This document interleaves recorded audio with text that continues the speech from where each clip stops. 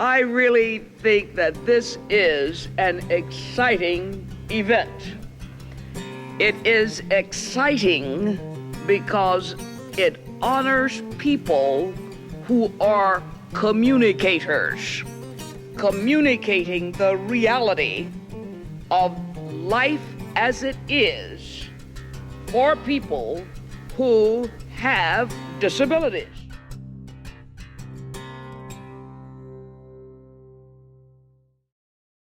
On behalf of the Department of Communication, it is my honor and pleasure to welcome you to the Barbara Jordan Media Awards ceremony.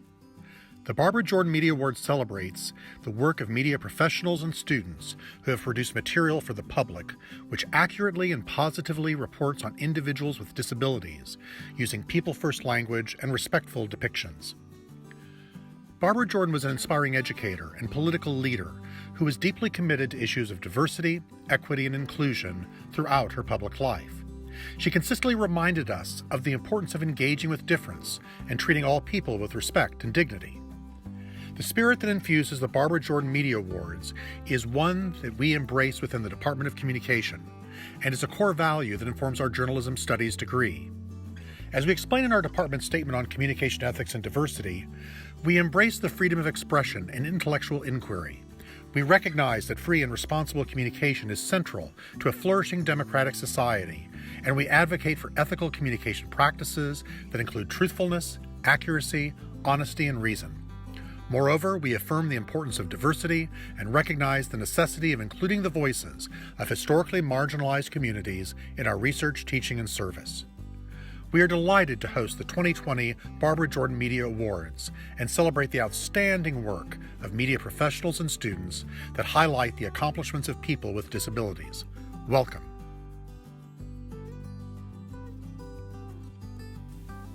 At its heart, the Barbara Jordan Media Awards program is about telling stories, important stories. Stories that focus the media spotlight on accomplishments of people with disabilities. Stories that break down barriers of attitude and understanding. Often, the stories that are honored each year are stories of adaptation. This virtual awards ceremony, a first in the 37-year history of the awards, has been a rapid adaptation amid the ongoing story of a novel virus, COVID-19.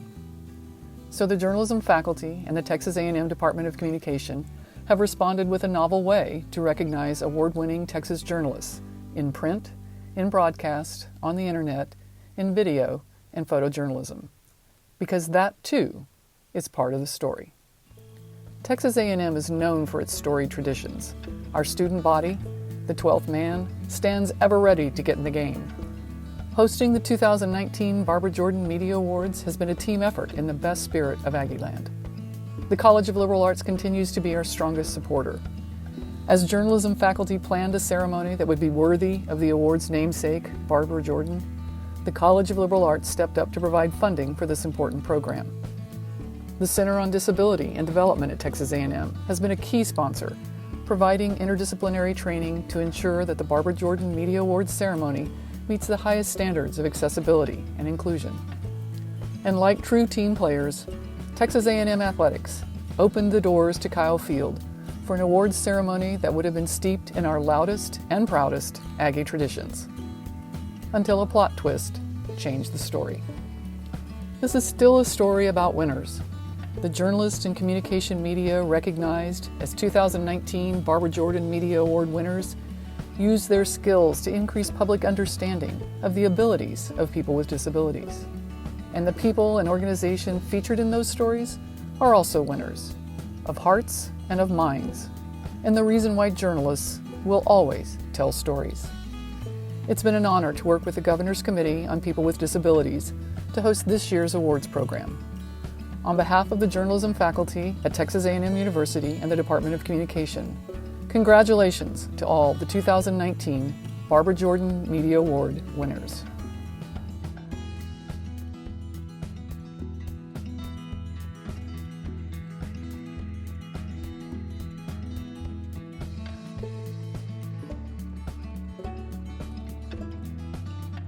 Hello and welcome to the 37th Annual Barbara Jordan Media Awards, hosted by Texas A&M's Department of Communication and the Texas Governor's Committee on People with Disabilities. My name is Aaron Bangor, and I have the honor to serve as chair of the committee.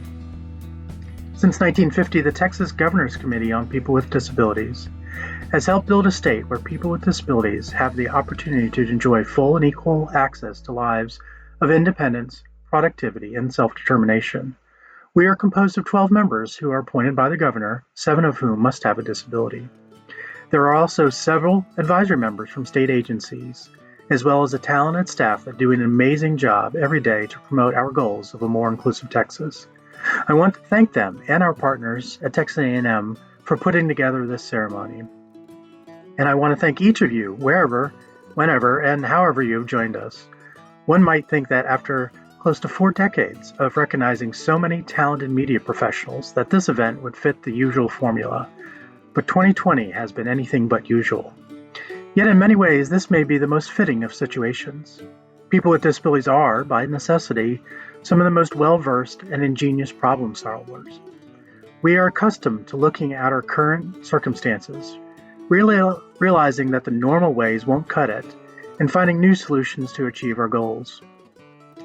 And so we're here today to recognize winners of this year's Barbara Jordan Media Awards. First bestowed in 1982, these awards are presented to media professionals who have done an exemplary job of accurately and positively portraying the true lived experiences of people with disabilities. As Barbara Jordan herself said, these awards honor those who are communicating the reality of life as it is for people who have disabilities. Through stories told by words and images, the medium and the message influence our sense of self and the wider world around us. Especially in this moment in history, stories have the power to connect us and thereby strengthen our community. But choosing what stories get told and framing how they are told takes a great deal of skill and artistry. What narratives about disability will trend in 2020? Will they feed into old fears and notions of what it means to have a disability? Or will it offer us all a teachable moment that furthers inclusion? The stories from 2019 that we're recognizing today are a guide for all of us. Now, in times of emergency like this, it's also vital to remember that people with disabilities are not just the subject of media portrayals, but are also consumers of the news.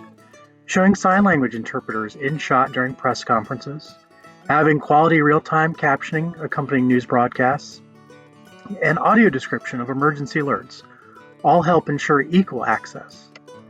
Then when information is shared on the web or social media, it must be accessible to assistive technologies like screen readers. One thing now that's more clear than ever is how essential the digital economy is to everyday life. That inclusion of people with disabilities, whether online or off, takes a conscious effort. But true inclusion of people with disabilities is far more than having passed the ADA 30 years ago or the CVA 10 years ago. Disability is not what limits us, but rather it's what shows our humanity and why these stories from the award winners connect with us so deeply. We must speak frankly about how disability is a natural part of the human condition. Society needs to see how that's done. Fortunately for Texas, we have many shining stars leading the way. As we learn about their work, let's each of us make a commitment to remove barriers to full inclusion, no matter what form they come in. So, a final congratulations to the winners, and kudos to all media professionals who have accurately and positively represented people with disabilities in their work and to make their publications or broadcasts accessible. You are helping to build an inclusive mindset about disability, and with that comes a more robust foundation for a dynamic and resilient society. Thank you.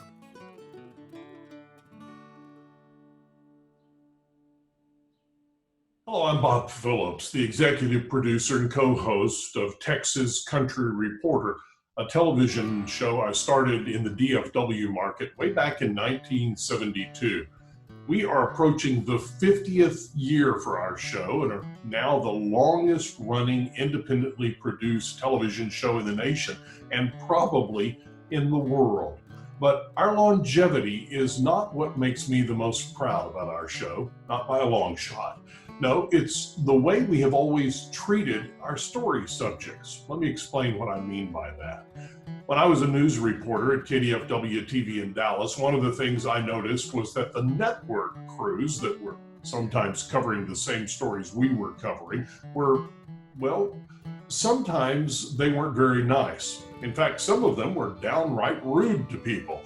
I always remember being in the midst of one of those media clusters where everyone was jostling for position, and a big guy with a camera on his shoulder came pushing his way through the crowd, shouting, "Out of the way, CBS is coming through. Get out of the way." Now, forgive me for being from Texas, where most of us simply don't act that way. Later in my career, after I left news and got into the production end of the business, where I was producing my show as well as lots of corporate projects for a lot of companies, I noticed a similar attitude among people who worked for my competitors, some of the other production companies. And I can't tell you how many times I've had people say to me, "You know, your people who work for you are so nice." Some even had stories about other production people they'd worked with, and some of those stories would make you embarrassed to be in the business. Hearing that about my employees and how they treat people with respect and dignity was always music to my ears. Going all the way back to when we first started what was first known as 4 Country Reporter, when it was just on Channel 4 in North Texas, and now Texas Country Reporter, since we went into regional syndication way back in the mid-'80s and then started distributing nationally in the early 2000s, people would ask me what kind of stories we were going to tell. I would tell them that we're going to do positive stories about good people, ordinary people who are sometimes doing extraordinary things, and that we were not going to do stories about famous people or negative people because, well, there's plenty of that already on television.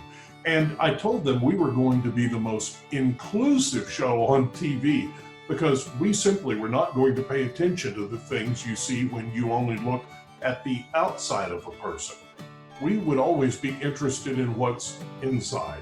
That meant, of course, race, color, religion, where they're from, how much money they had or didn't have, and things like how many arms, legs, fingers, and toes they had or don't have, whether they can hear or see the same way the majority of people hear and see, or even whether they were born with an extra chromosome that causes developmental or intellectual delays. In other words, we were going to treat all people the same. And that includes the way we talk about them in our stories. In its guideline, the Governor's Committee on People with Disabilities says through the Barbara Jordan Awards, they recognize and honor the respectful and accurate portrayal of people with disabilities by media professionals and students. These awards are meant to celebrate those who shape public perceptions and awareness by using positive portrayals and people-first language. Now, that's a mouthful, but what it means to me is really very simple. Treat all people the same in our stories.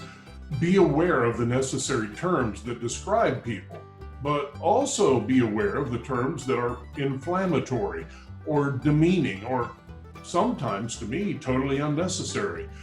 You know, I once did a story on our show about a man named Joseph Ray Perry. Mr. Perry was a World War II veteran who went back to visit the beaches of Normandy later in his life. He was also an accomplished photographer and wanted to document his trip with his pictures.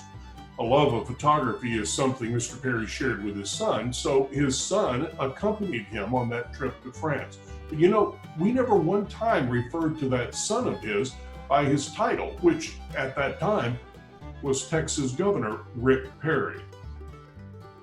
Now, I'm sure some of you real journalists out there probably think I'm a little nuts for that, but the governor, who's a good friend of mine, didn't think so. You see, whether he was governor or not had absolutely nothing to do with that story. We would have done it if his son had been a shrimp fisherman, a firefighter, or a professional polka dancer. Being governor of Texas was, in our way of thinking, not only unimportant to the story, but maybe even a bit prejudicial. You see, the story wasn't about a man whose son was the Texas governor. It was about a man who wanted to relive some old memories and take some pictures he could share with his family, and how he and his son, governor or not, bonded over that experience. Sometimes you will find yourself doing a story about a person who has some kind of disability, and I want to challenge each of you to ask yourselves if that disability really is a part of the story. Is it necessary to even mention it? If the person is, I don't know, Asian, do you think you should say John Doe, who is Asian? Well, of course not. Then why would you talk about a person being visually impaired unless that's really a part of that story? And ask yourself, if you're making it a part of your story just to be a little bit more titillating. We're all professionals here, and I trust that we all know the difference if we're just honest with ourselves.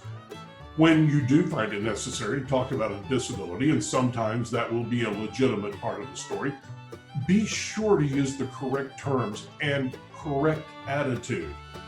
Don't be one of those journalists who defines your subjects by a disability any more than you would define them by the color of their skin. Remember, we're all just people.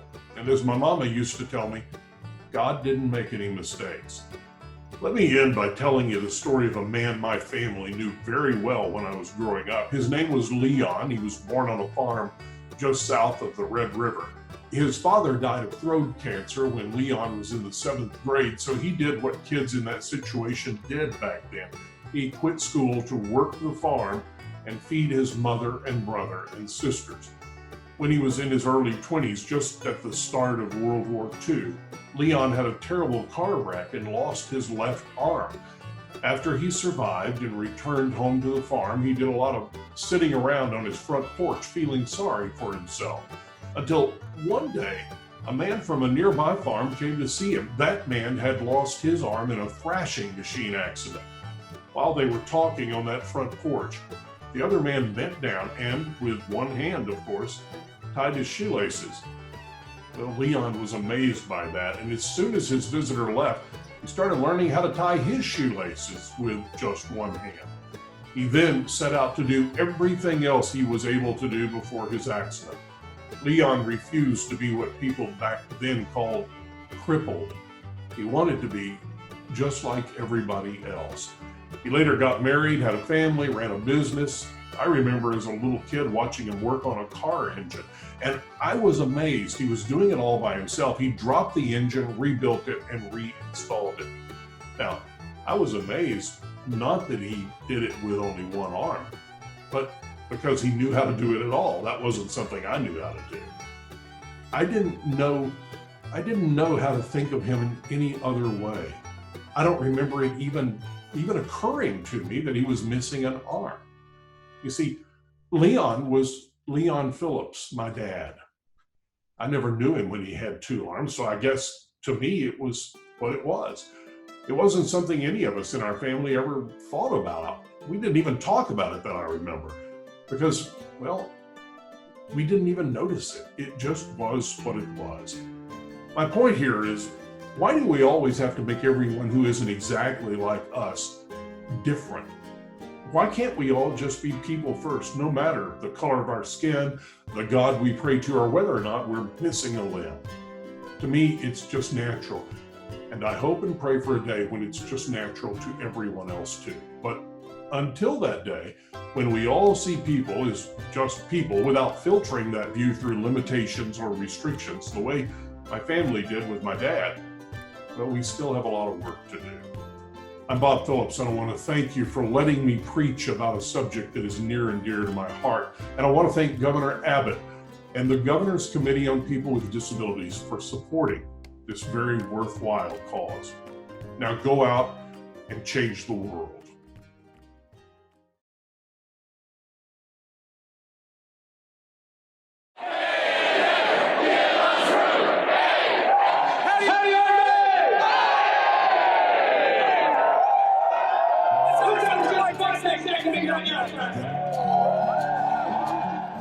So what it meant to have a program Midnight Joe, it would be great for the deaf community. 除咗我哋 Something we like to do as an organization is that the week before we attend a midnight yell together is we like to teach the members how to sign the Aggie War Hymn so that whenever we do go there, we're able to sign along with the interpreter. So concerning Midnight Yell, it's a really fun experience with the Deaf Aggies and friends, and it really brings us together with the deaf community, and it's really fun to sign along to the interpreter and have that experience.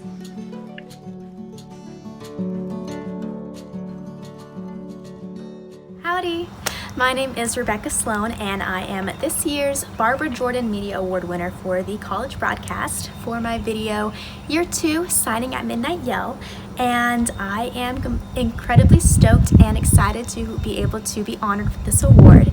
I have huge shout outs to two of my professors at Texas A&M University.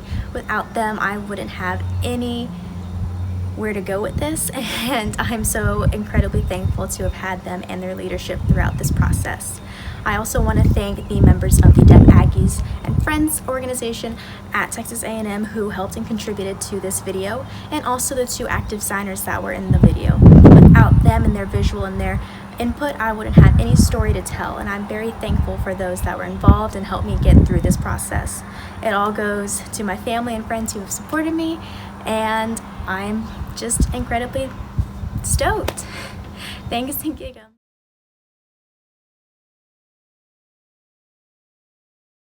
College Print Magazine.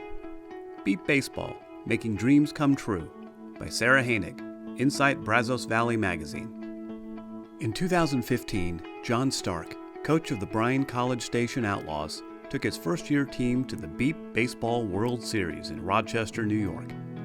The Outlaws were matched up against the Athens Timberwolves. Sounds of excitement were in the air. Bases were buzzing and balls were beeping as the team from Texas took the field. Players stood ready to compete with their black blindfold shielding their vision as beads of sweat leaked down from their forehead. Spectators watched as fearless players blindly dove for a beeping ball with their arms stretched wide. The Outlaws beat the Athens Timberwolves 3-2 that day. That was a big accomplishment for us, because most first-year teams don't get a World Series win, says Stark. Beat Baseball is a sport for individuals who are blind or visually impaired. Throughout the year, teams from across the nation participate in 2 or 3 tournaments, and every summer many teams come together to compete in the Beat Baseball World Series. To qualify to play the game, a person has to have visual impairment or be legally blind, says Hillary Oswald, player for the BCS Outlaws. Visually impaired is defined as having visual acuity of 20/70 or lower, explained Oswald. On the field, players are blindfolded, so they are all at the same level of visual impairment, said Oswald. That's another really unique thing about Beat Baseball, because it's created this cohesion between people who are blind or visually impaired and people who are sighted, says Woodward. Many of the players involved may not have had the opportunity to play team sports in high school or college because of their visual impairment, said Boudreau. This sport has given them new life, to be able to go out and compete, hit the ball, run and do things they never thought they would be able to do again, said Boudreau. It changes lives. The game has been an outlet to develop strength, resilience, and leadership skills, says Justin Romack, player for the BCS Outlaws. Being a part of a team is incredibly encouraging because you have a community of people that trust you, that you rely on, and that you build relationships with, says Romack.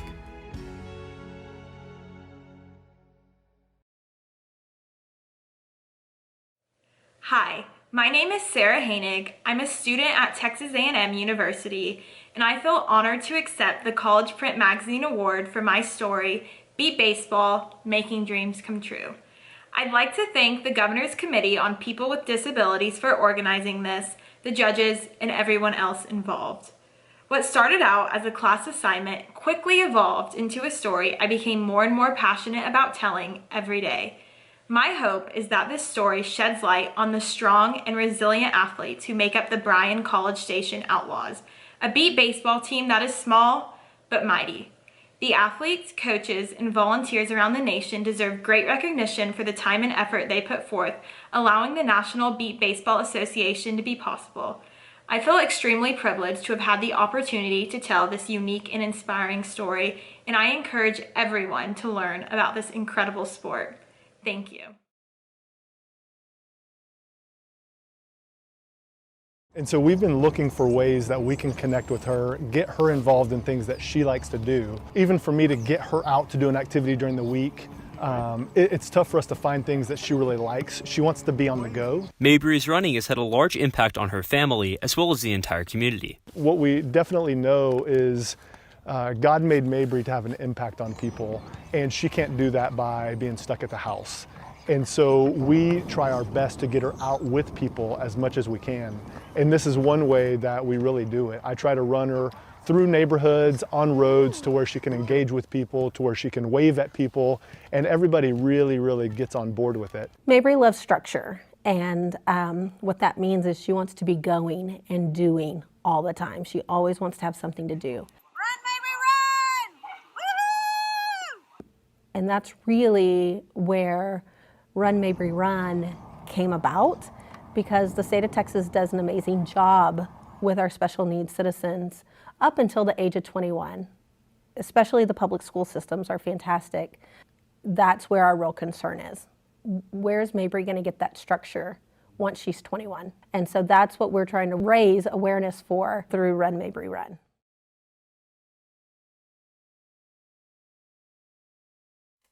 Hi, my name is Jordan Ramsey. I go to Prosper High School, and I had the honor of filming and editing the Run Mabry Run news segment with Prosper High School's very own news program, Eagle Nation Network.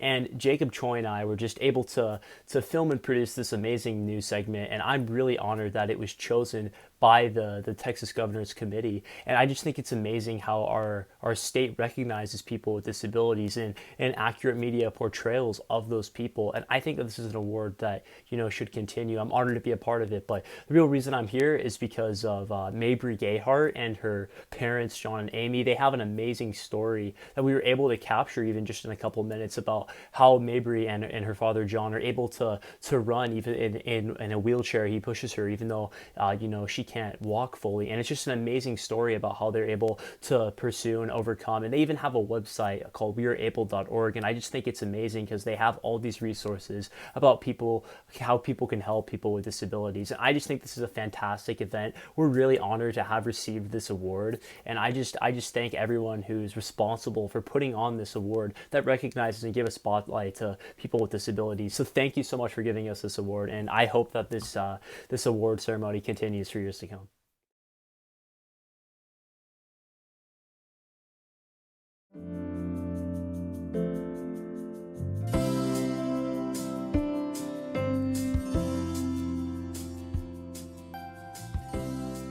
I call it selfish giving because I think we get far more out of it than we could ever give. I'm a retired teacher and I've always loved working with kids with special needs.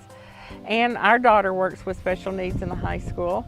And one thing led to another, and their teacher called one day and asked if we could possibly allow them to come out as part of the CBI program. And I could not say yes fast enough because I was so excited to get them out here. I think people learn better when they're having fun. And I think that goes for people with special needs as well as people that are not labeled as a special need. Ben has made an incredible amount of progress in the last couple of years. When I was first hired, Ben was not able to go out in the community without being overwhelmed. He has autism, and so Ben would wear a like a zip-up hoodie, and he would drape it over his shoulders and hold it over his head like this and barely look up at you. And so when we first came, Ben had his hood, and he got to where he was just wearing the hoodie. He didn't actually have it draped over his head. And he would kind of stand back and watch, and we had to do hand over hand, like I had to hold his hand to do the work. Now when we come, Ben does everything with just verbal prompts, and it's incredible. And he's smiling, he's happy, he's kind of dancing a little bit. You can see the joy.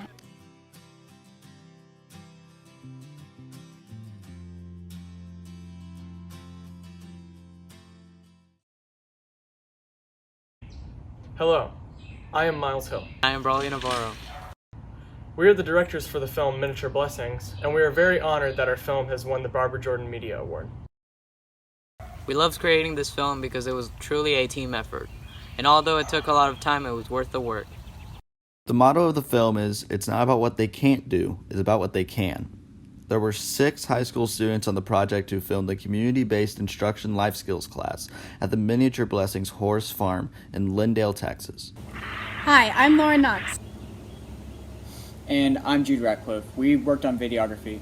The goal of our film was to show off how great an educational experience the Miniature Horse Farm is for the life skills students at our school. These students are special to us because they're our peers.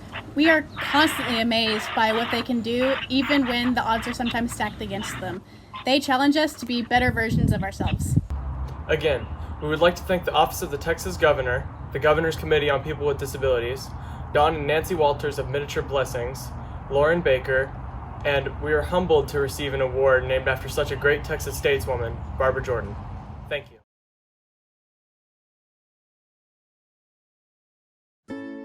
A 3-year-old boy using a walker looks at a dog who is in a dog wheelchair. A man brushes the mane of a horse. A teenage boy leans over the arm of a couch and shakes the paw of his dog. A 3-year-old boy holds a baby chick.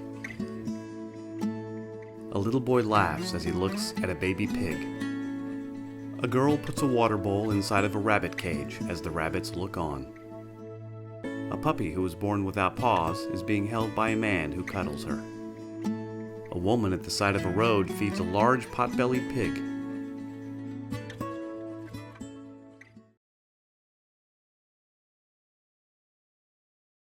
Hi, my name is Lola Gomez. I'm a photojournalist for the Austin American Statesman.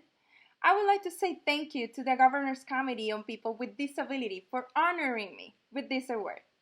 It was a pleasure to work visuals for Kristen Finn's story about the amazing job done by Safe in Austin that rescue animals who will inspire children with special needs. I fell in love completely when I got there, and I saw how important it was for age JJ, who has cerebral palsy, to play and have fun with Francis, a dog that walks around with an assistive device. It was a heartwarming experience, and I'm so happy that this story has been recognized for a Barbara Jordan Media Award, which is also my first recognition as a photojournalist in Texas since I moved to Austin in 2019. So thank you so much for this opportunity. I'm Shelley Brisbane, and this is 36 Seconds That Changed Everything: How the iPhone Learned to Talk. The iPhone has been called the most successful single product in technology history, and it has spawned an economy of app developers and would-be imitators, too.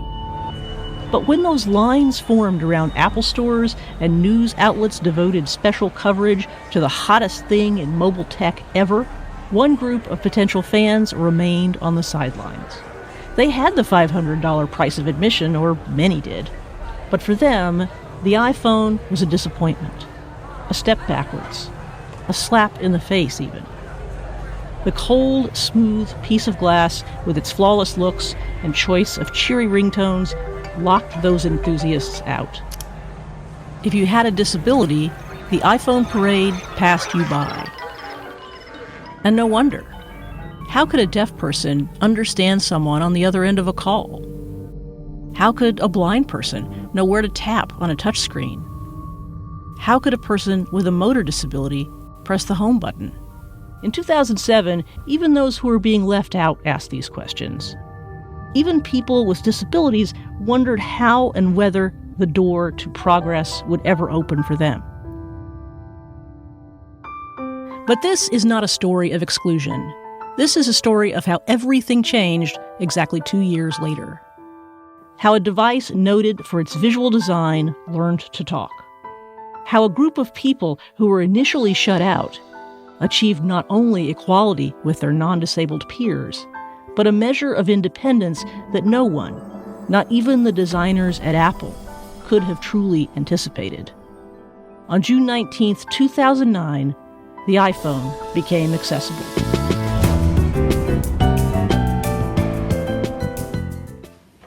Hello. It's really great to be here, virtually at any rate, and I want to begin by saying that video is not my native format, and so the fact that there's echo in my audio kind of driving me crazy right now. But seriously, I want to first say thank you to the Governor's Committee on People with Disabilities and also to the judging panel who chose to recognize my work. It's especially meaningful that this prize is named for Barbara Jordan. That makes it amazing. I started this project because I was mad. I felt like there was an accessibility story hiding in plain sight that most people didn't know about. The iPhone had become an important technological product when it was released in 2007, and most people didn't realize that it was completely inaccessible to people with most disabilities. That changed in 2009, and that's the story that I wanted to tell. But what I realized as I proceeded was that the real story was the impact the phone had had on people. It had changed their lives. That's a cringy expression for a lot of us. Changing lives. It's something that people without disabilities say when they want to talk about the impact of something on those of us with disabilities. But in this case, it wasn't really the phone that changed our lives. It was the way we changed our lives because of the phone. The iPhone made it possible for people to change careers, to become software developers, to navigate more independently than they ever had, to learn in a more fulfilling and profound way in school than they ever had, to become more productive as workers. It did all that, or we did all that, because we had the tool that we needed. And one of the most profound things that someone said to me, he happened to be blind, is that he was able to go to the store, stand in line, because you had to stand in line in the early days to get a phone, buy the phone, and start using it on the way home, just like anybody else. No special configurations, no assistive technology trainer over his shoulder. He just started using it as anyone else would. And that was so meaningful to him and to everybody I talked to for this story. I want to end by thanking my collaborators, Patrick Perdue, who was the audio producer and mixer on this project, Andre Louis, who scored the documentary, and my colleagues and friends at KUT Radio and Texas Standard, where I do my day job, and who were so supportive of my desire to do this project independently. I want to thank them for always being there for me, and I want to thank you all, and good night.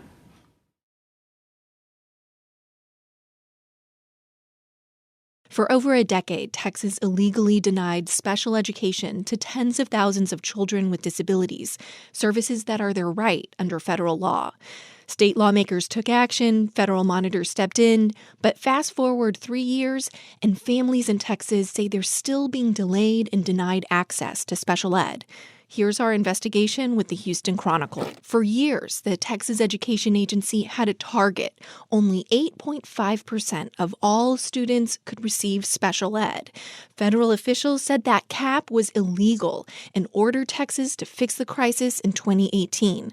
But Carter says the effects remain. We're seeing the same old. You know, this is what school districts were doing before when the cap was in place, kind of trying to deny eligibility and talk parents out of wanting special education services. In the last 3 years, Texas has barely increased the portion of children who receive services. Less than 10% of students qualify, below the national average of 14%. State administrators say they won't catch up until June 2020, but maintain they've made progress.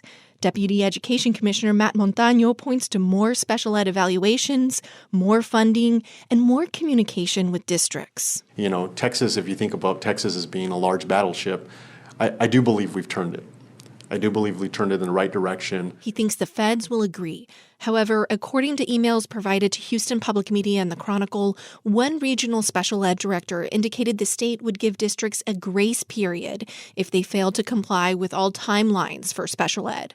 As for a response, the TEA says that guidance was misinterpreted and inaccurate. But the Chronicle also found the state hasn't met all the goals it's promised the feds, like extra support to students who were previously denied access or more resources for parents. All that discourages parents like Christina Acevedo. I can't drop Carolinda off at the school and trust that she's going to be okay. A feeling shared by many special needs parents in Texas who still have little faith in the state. For News 88.7 In Depth, I'm education reporter Laura Eisensee. Hi, I'm Laura Eisensee, the education reporter at Houston Public Media, and I want to say thank you so much for the Barbara Jordan Media Award. I feel like this award is incredibly meaningful. I worked really hard on this series about continued challenges for students with disabilities accessing special education services in Texas. I really want to thank my editors for giving me the time and support to do this in-depth reporting, and especially I want to thank the families who talked with me, who shared their stories, who really fought very hard for their children when they faced a lot of challenges. And lastly, I want to thank my daughter. I reported and produced this series during my last trimester of my first child, and will be very proud to tell her what we did together when she's older.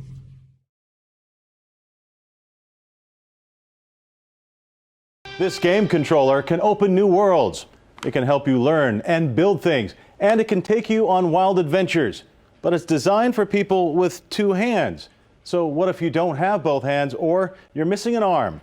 So an occupational therapist in Waco and an engineer took this controller apart and rebuilt it so everyone can play. It started with wounded warriors and turned into something much bigger. I always wanted to be in the military. Monty Bernardo Now we're screwed. is an avid gamer. It's always been one of his escapes from reality. But Monty's reality drastically changed on the front lines of Afghanistan as a cavalry scout. It was 4th of July 2012, and I found a 10-pound jug of homemade explosives with my right foot. I remember thinking, like, what was that? What was that? And then I hit the ground 25 feet away, blew in on this shoulder, and I was like, I just blew up. And I tried to stand up, and I couldn't stand up. His buddy ran up to him, and in that moment, Monty knew. I could see on his face something was really messed up, and I was like, hey man, are my legs gone? And he said, yeah, your legs are gone, and he started putting tourniquets on. Then the most bizarre thought raced through his head as he was bleeding on the sand. Gaming has always been a big part of my life. I remember I looked at my left hand, and half of it was gone, and I remember thinking, how am I going to be able to play video games? Then Monty met occupational therapist Eric Johnson. He said, Eric, give me life, show me, convince me that I still have the ability to do. He had a personality that clicked with mine, and you know, we had a lot of things in common. The therapy, learning to walk again, and using his new hand wasn't easy. It was annoying as hell, honestly. We're gonna hit the ground running. I may have used a couple of cuss words to reel him in. I knew Monty was a gamer from the get-go, and I knew that he was disappointed about losing that gaming initially. Then Eric made Monty a bold promise. Oh, I'm gonna blow your mind. You're gonna game, and it's gonna be effective. Eric is also the chief medical officer for Warfighter Engaged. Before I had even healed, he had sensors taped on my arm and was teaching me to, flex my muscles, to control it. Warfighter Engaged mission is to provide enabling solutions and independence for wounded and severely wounded warfighters. We have simulators here. He's got every controller and game system you could imagine. So Eric didn't focus on Monty's disability. Instead, he focused on the possibility. And Eric's real-life experiences with Warfighter Engaged make this a little bit rounder, flatten this side, make sure you have sticky things on the bottom. Led to a relationship with Microsoft and limitless possibilities.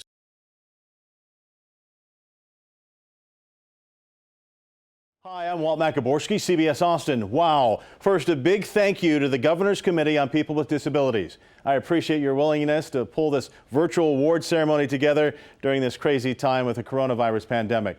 I just want to say this is a huge honor for me to win an award associated with the legendary trailblazer, Barbara Jordan. I want to thank my general manager, Amy Villarreal, and my news director, Rob Cartwright, for empowering me with the time and the resources to give a positive platform to people with disabilities doing incredible things in our community. Now, my biggest thank you goes to veteran and triple amputee Sergeant Monty Bernardo, who is the toughest person I know who fought through adversity to get where he is now. He is a beacon to others, and I'm so thankful to tell and share your story. And finally, I need to thank occupational therapist and chief medical officer for Warfighter Engaged, Eric Johnson.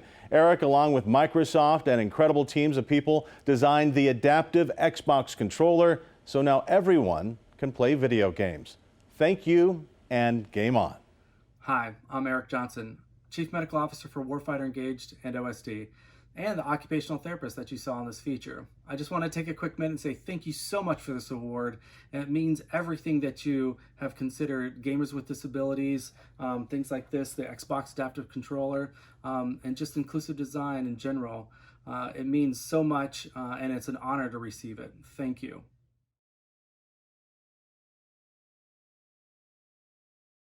You know that feeling when you prove someone wrong? It's pretty nice, right? Well, there's a place in Plano dedicated to that cause, and the guys you're about to meet, well, they are pretty impressive. Let's focus on the people who built it. All the gamers are getting interested and just, man, it's really leaving a huge impact. Kyle is 27. Really trying to get into that extra detail. He designed the poster promoting this game. So this is the main menu of To Catch a Monkey. Tyler is 29. He created art for the game. I designed the title, the buttons. The animation, the sound effects, the coding, the programming, the entire game was designed and produced at a studio in Plano. Hello there. How you doing? Where the entire team Pretty good. is on the autism spectrum. I might not be like everyone else, but I was born to be like this. I was gifted with this, and it's pretty much a blessing for me, so I'm just trying to be like just an autistic guy, just trying to make a difference in the world and just really trying to be strong. I felt like I was from another planet for a large chunk of my life. But that is a sentiment I hear echoed a lot in a lot of other similar people. But you don't feel that way anymore? No, I still feel unique, but I realize that this world needs very different people for very different reasons. But they all came from here and they're all needed here.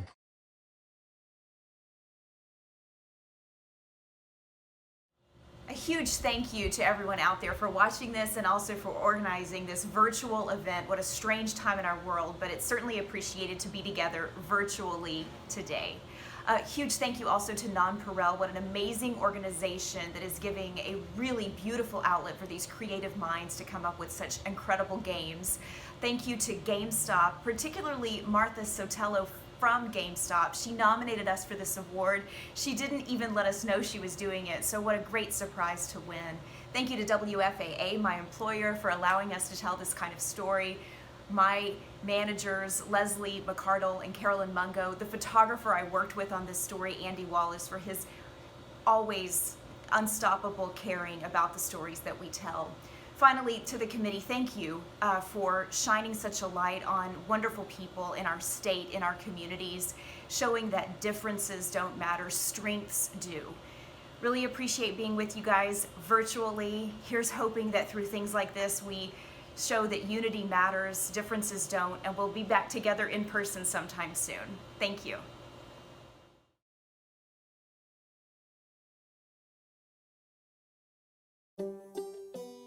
Print feature, Daughter of the Water by Suzanne Garofalo, Houston Chronicle. By the time she was a little girl, Ahalia Lettenberger had endured numerous surgeries on her ankles and dislocated hips, living in body casts for months at a time. Using braces, she could walk short distances. Still, this middle of three children was a Lettenberger. Sports were in her blood.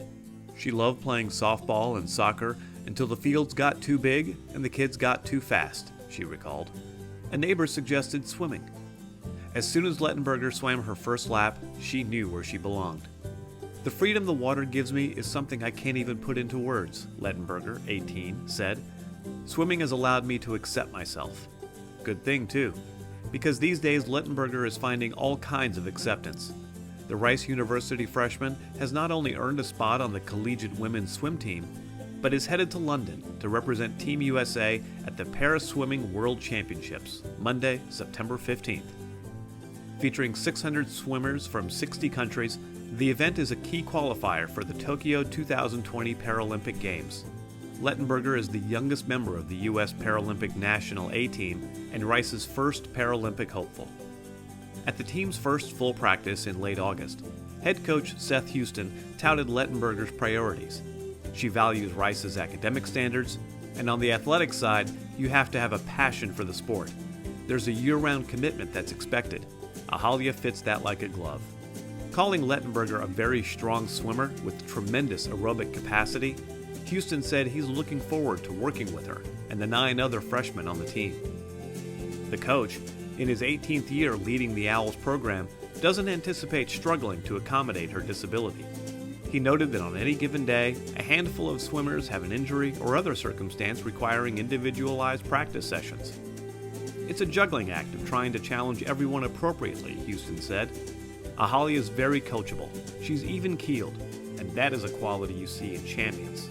She's got all the traits to be great.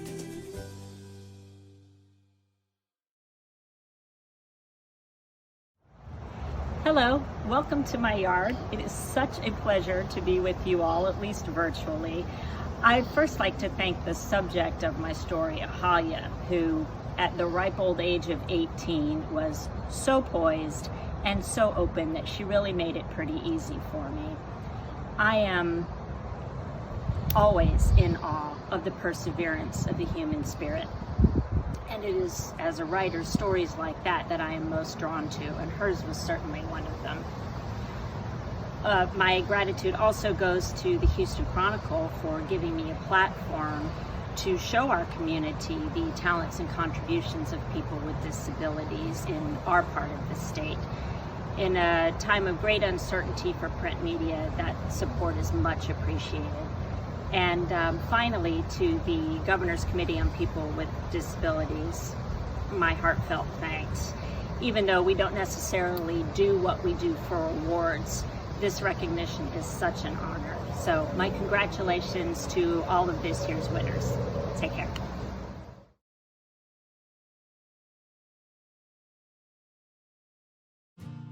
Print Profile: Facing Challenges, Pursuing Her Passion, by Megan Rodriguez, the Bryan College Station Eagle. A work night for Bridget Frank starts at 10 p.m. and keeps her out until 3 a.m. The life of a DJ can be a tiring one, including maintaining the upbeat personality that will keep clubgoers entertained. It also comes with an extra layer of effort for the 22-year-old Texas A&M student. Frank is legally blind, but the Dallas native finds ways to overcome the challenges her visual impairment presents. Setting up her equipment at Icon Nightclub and Lounge in Northgate every Friday means getting help from staff members, and she has to zoom in on her computer screen to see her song selections. She takes her own DJ controller to gigs because while she can't see the knobs, she knows where they are. It's muscle memory, she said. The extra steps go unnoticed by most audience members. Frank said she stays involved in school and work so she won't focus on the challenges as frequently. You can maintain a relatively normal life with it, so I try not to let it hold me back, she said. I think if I was in my mind more and wasn't as busy, it would hold me back more. But I just keep doing things, keep going. Everyone has their own struggle. Mine is fine. I just work harder. Frank was 18 when she started performing in Dallas clubs, and gaining respect took time. Early on, a club employee met her with thinly veiled hostility, she said, making remarks about her gender and doubting her taste in music as he helped her set up her equipment. Halfway through her set that night, he apologized, saying she was welcome back anytime. For Frank's first 2 years in College Station, she focused on school and only performed at a few events for her friends' organizations. Eventually, she felt like something was missing. I was lacking that creative outlet, Frank said. After events, I would be like, I wish I could do this more. And then I said, what is holding me back? Why am I not doing this? In some ways, Frank said her visual impairment is an asset she needed to be a DJ. Without it, she said she thinks she would be nervous to perform. Not being able to make eye contact with people helped her have the confidence to wear the costumes that make up DJB.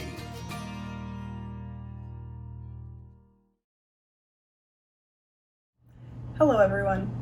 I would like to thank the Governor's Committee on People with Disabilities for selecting my piece, Bridget Frank, Facing Challenges, Pursuing Her Passion, for this year's Barbara Jordan Media Awards competition in the Print Profile category.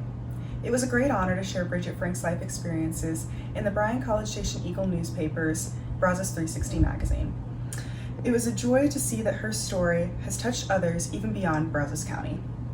Bridget is one of the kindest, most driven people I have ever met. I hope others who read this article are as inspired by her dedication, creativity, and positivity as I was. Thank you again.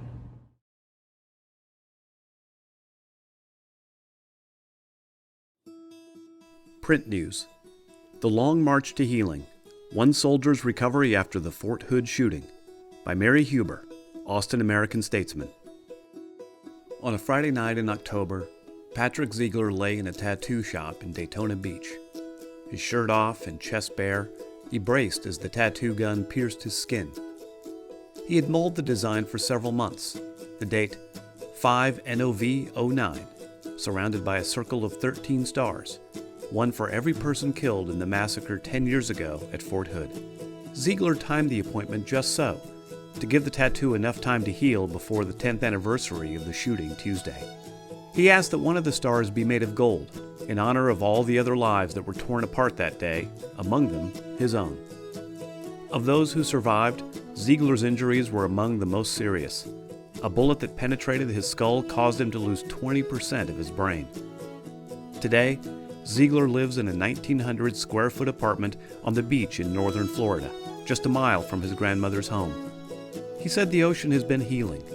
From his window, he can see the ice blue water and hear the waves lap hypnotically against the shore. Some days, I power walk on the beach, and I can do the elliptical machine and kind of keep the weight off if I'm smart about food and stuff, Ziegler said.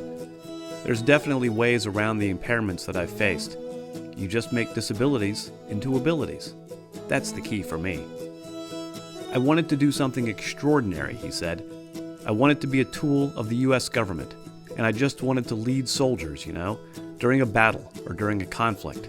And it turns out I did, but not in the same way that I expected. My name is Mary Huber. I'm in Austin, Texas. I'm formerly with the Austin American-Statesman. I want to say thank you to the Governor's Committee on People with Disabilities for honoring me with this award.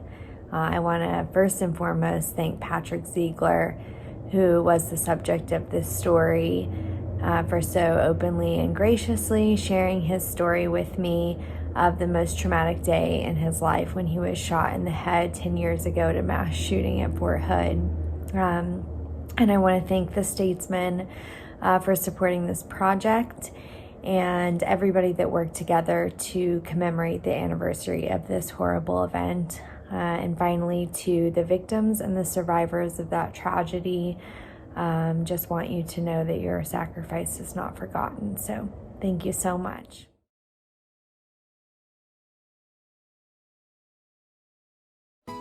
Print Magazine: Shooting for Gold, an elite athlete sets her sight on the Paralympics, by Brittany McAshan, Texas Medical Center's Pulse magazine. The 2020 Tokyo Paralympic Games are just months away, but native Houstonian and competitive wheelchair basketball player Caitlin Eaton has been chasing her Olympic dreams for nearly a decade. Eaton was born with sacral agenesis, a rare birth defect in which the bones of the lower spine are missing or misshapen, impairing development in the bottom half of the body. She has never had functional legs. To me, my disability was always really normalized, Eaton said. When I was born, one of the things the doctor told my mom was that she should just raise me as one of her other children. I have an older brother and a twin sister, so I didn't get any special treatment growing up because of the disability. It was pretty hard, especially when I started getting involved in different groups in school, Eaton said. You don't want to be that kid that is always missing classes for whatever reason. My sister is never sick, rarely goes to the doctor, and then I was in the doctor's office all the time. That made it a little bit harder too, seeing what life could be like not having to go to the doctor so much. But she has made up for lost time.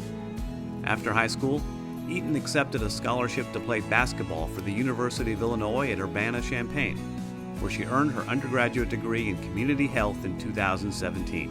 Currently, she's working on a graduate degree in social work at UIUC and training for Paralympic tryouts. I love the competitive part of basketball, and I've always been competitive, Eaton said. But the reason I play is for the friendships and connections that I've built, whether it's in the Houston community, my collegiate community, or now on the international level.